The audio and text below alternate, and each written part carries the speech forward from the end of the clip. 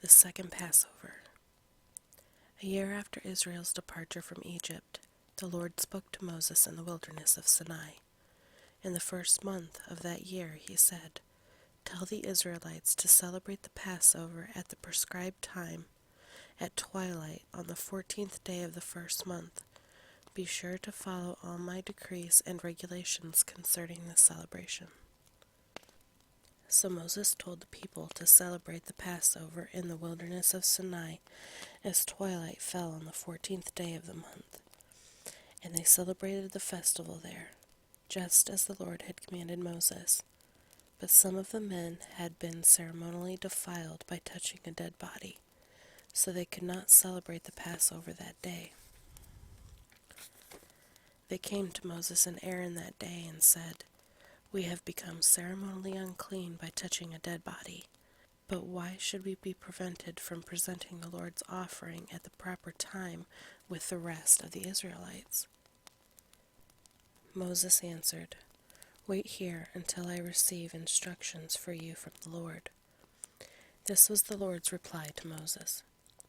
"Give the following instructions to the people of Israel. If any of the people now or in the future generations are ceremonially unclean at Passover time because of touching a dead body, or if they are on a journey and cannot be present at the ceremony, they may still celebrate the Lord's Passover. They must offer the Passover sacrifice 1 month later, at twilight on the 14th day of the second month.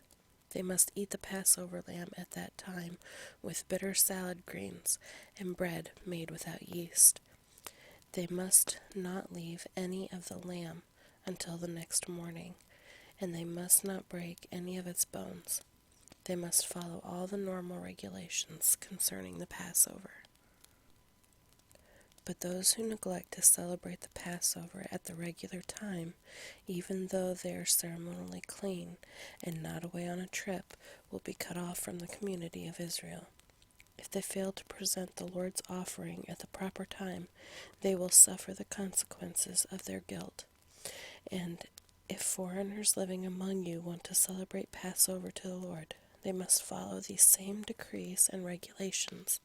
The same laws apply both to native-born Israelites and to the foreigners living among you. The fiery cloud. On the day the tabernacle was set up, the cloud covered it, but from evening until morning the cloud over the tabernacle looked like a pillar of fire. This was the regular pattern. At night the cloud that covered the tabernacle had the appearance of fire. Whenever the cloud lifted from over the sacred tent, the people of Israel would break camp and follow it, and wherever the cloud settled, the people of Israel would set up camp. In this way they traveled and camped at the Lord's command wherever he told them to go. Then he remained in their camp as long as the cloud stayed over the tabernacle. If the cloud remained over the tabernacle for a long time, the Israelites stayed and performed their duty to the Lord. Sometimes the cloud would stay over the tabernacle for only a few days, so the people would stay for only a few days as the Lord commanded.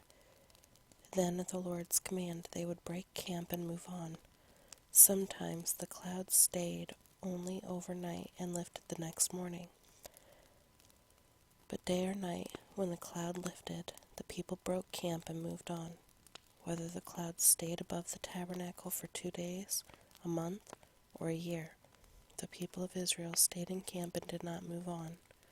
But as soon as it lifted, they broke camp and moved on.